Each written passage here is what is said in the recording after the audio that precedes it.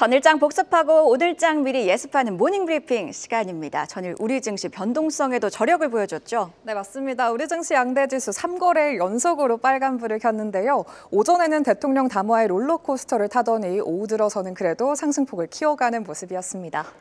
네, 간밤 뉴욕 증시에서는 기술주들이 약세를 보이고 야간 선물은 0.6%가량 하락을 했습니다. 다소 부담스러운 그림을 보고 출발하게 되지만요. 우리 증시 사흘에 이어서 나흘 연속으로 반등세를 보여주길 기대해 봅니다. 모닝 브리핑 지금 바로 출발해 보시죠. 지수 회복은 계속되고 있습니다. 12일 목요일이었던 어제 시장을 관통한 한마디, 변수도 이겨낸 K증시 회복력입니다. 선물 옵션 동시만기일에 장 초반에는 정치적 불확실성도 커졌죠. 그럼에도 증시는 장 후반 저력을 보여주며 3거래일 연속 반등에 성공했습니다. 대형주가 끌고 개별 테마도 반응을 하며 지수를 올렸던 하루, 자세한 수치 먼저 만나보고 오시죠. 네, 어제 내마녀의 날로 수급 변동성에 이목이 집중된 가운데 코스피는 어제 3거래일 연속으로 상승세를 보였습니다. 1.62% 상승하며 2,482선으로 뛰어 올랐는데요. 기관이 12거래일 연속으로 코스피 업무를 순매수하며 지수 상승을 이끌었고요. 특히 연기금이 3,800억 원 넘는 물량을 담아냈습니다. 한편 코스닥 지수 역시 3일 연속의 빨간불 행진을 이어갔습니다. 1.1% 오른 683.35포인트로 거래를 마쳤는데요. 돌아온 개인 수급이 이틀 연속으로 이어졌고 반면 외국인과 기관은 연일 동반 순매도에 나섰습니다. 섹터별 흐름도 체크해 보시죠. 먼저 연일 양자암호 섹터가 강했습니다. 이번 주 구글이 연산 속도는 물론 계산의 오류까지 획기적으로 낮출 수 있는 최신 퀀텀 칩이죠. 윌로우를 공개했는데요. 이 소식에 어제 구글의 모회사 알파벳이 연일 큰 폭의 상승세를 보였고요. 엑스게이트가 2거래일 연속으로 상한가를 터치하는 등 국내 증시 양자암호 테마주 5.68% 상승부를 켰습니다. 하지만 간밤에는 알파벳이 마이너스 1.57% 밀린 만큼 오늘장 양자암호 관련주 흐름 지켜보셔야겠습니다.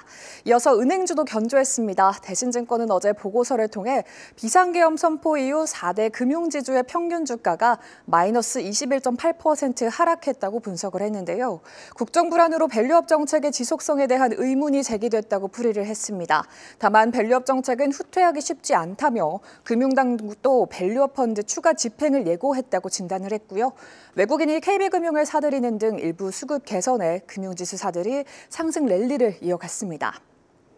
그리고 방산주도 강세를 보였습니다. DB금융투자증권은 어제 발행한 리포트에서 최근 이스라엘과 헤즈볼라의 휴전 그리고 미국 국방부의 예산안 삭감 우려가 불거진 가운데 국내 정치 리스크까지 확대되며 최근 방산주 주가가 급락했다고 설명을 했습니다.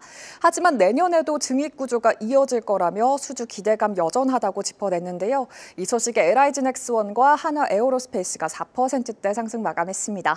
이렇게 특징 섹터까지 살펴봤고요. 그럼 이어서 어떤 뉴스가 시장을 움직였는지도 함께 확인해 보시죠. 네, 앞서도 언급했듯 우리 시장은 장중에 변동성을 보였습니다. 첫 번째 헤드라인, 윤석열 대통령 담화의 장중 지수 출렁, 오후 들어 저력 보여준 대형주입니다. 뉴스와 함께 지수 흐름 한번 따라가 보도록 하겠습니다. 개장 이후 얼마 지나지 않아 윤석열 대통령이 계엄 사태 이후 네 번째 대국민 담화를 진행할 거란 속보가 나왔습니다.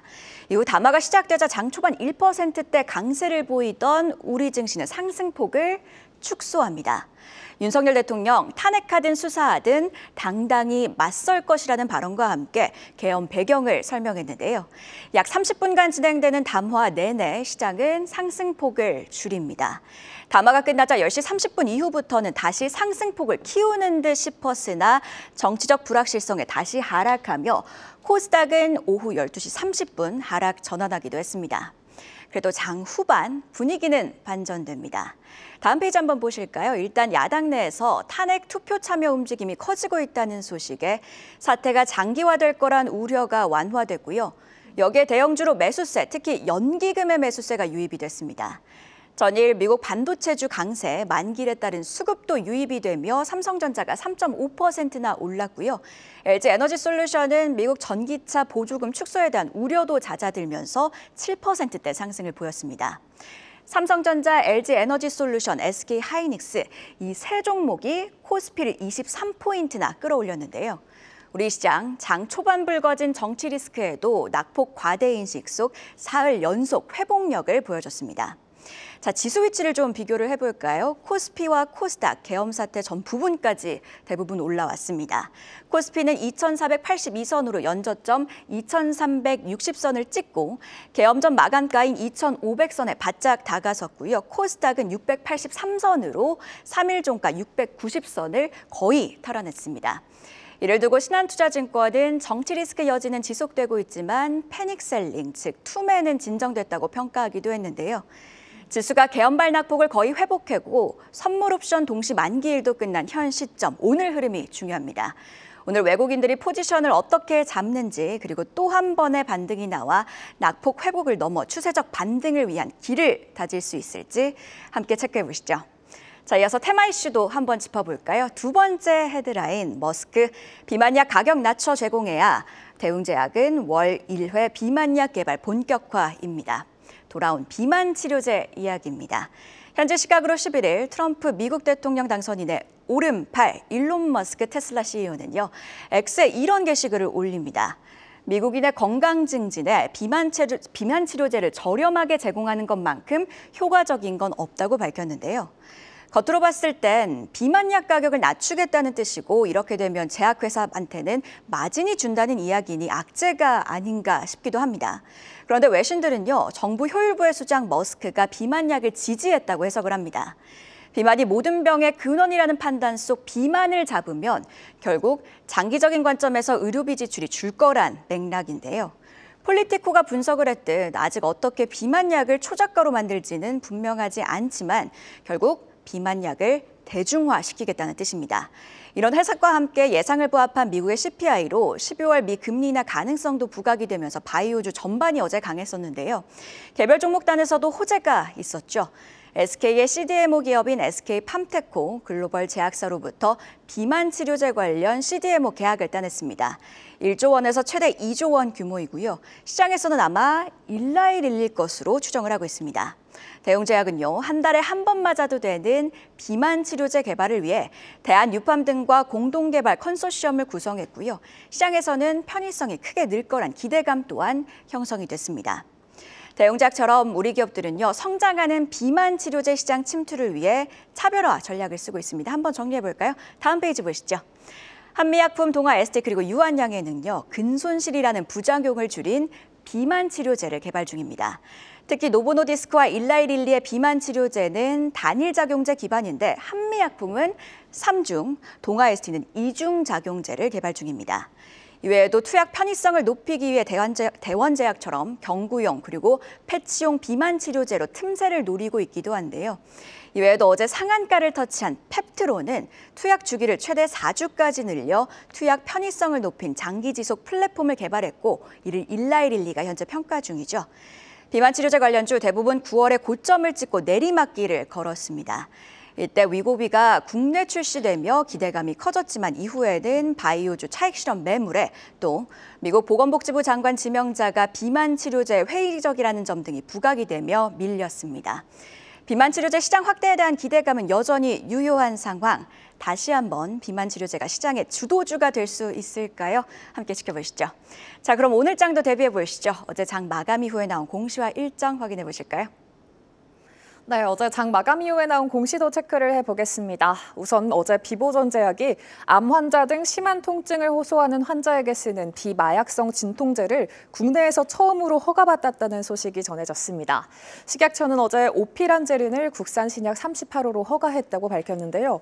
부작용이 심한 기존 마약성 진통제를 대체할 거라는 기대감이 확산되며 어제 시간외에서 관련주인 에이비온과 비보전제약 모두 상한가로 마무리했습니다.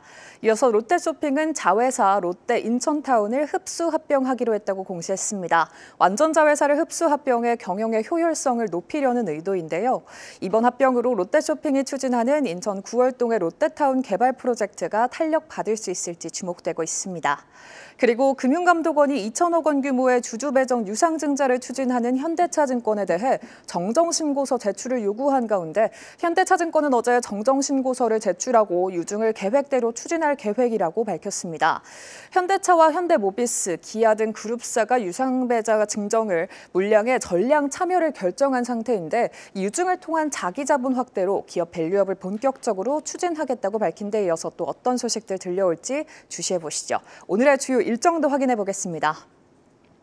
먼저 오늘은 국내 증시를 대표하는 코스피 200 지수와 코스닥 150 지수의 편출입이 예정되어 있습니다. 코스피 200 지수에 신규로 편입되는 종목은 효성중공업과 APR, 미원상사와 OCI까지 총 4개로 알려져 있고요. 반면에 롯데관광개발과 KG스틸 등 5개의 종목들은 코스피 200에서 제외될 예정입니다. 그리고 코스닥에서는 신성델타테크와 코스메카 코리아, 카페24와 네오셈 등 8개의 종목들이 들어오고 하나기술과 바텍 등 8개의 종목들은 편출되는데요. 앞으로의 자금 유입 기대해보고 오늘은 기대감 소멸로 변동성이 커질 수 있는 점 투자에 참고해 보시기 바랍니다. 마지막으로 국회 정무위는 오늘 긴급 현안 질의를 개최할 예정입니다. 정치적인 불안이 자본시장으로 번지자 환율 상승과 증시 불확실성에 대한 대책이 주요 쟁점으로 될 것으로 전망되고 있는데요. 어떤 발언들이 시장에 영향을 미칠지 함께 주목해 보시죠. 이렇게 공시와 일정까지 체크해봤습니다. 앞서 짚어봤듯 우리 지수는 개엄 이후 나온 투매성 매물을 대부분 소화했습니다. 간밤 뉴욕 증시에서는요, 기술주들이 약세를 보였고요. 또 환율은 아직 1,430원대에서 움직이고 있습니다. 이에 오늘 우리 시장에서는 그간 상승에 따른 차익 실현 매물이 나올 수도 있다는 점은 염두에 둬야겠습니다. 한 발 더 들어가는 투자인사이트 모닝 브리핑이었습니다. 계속해서 다양한 경제 이슈를 알고 싶다면 구독과 좋아요, 알림 설정 부탁드립니다. AI 캐스터 권미정이었습니다.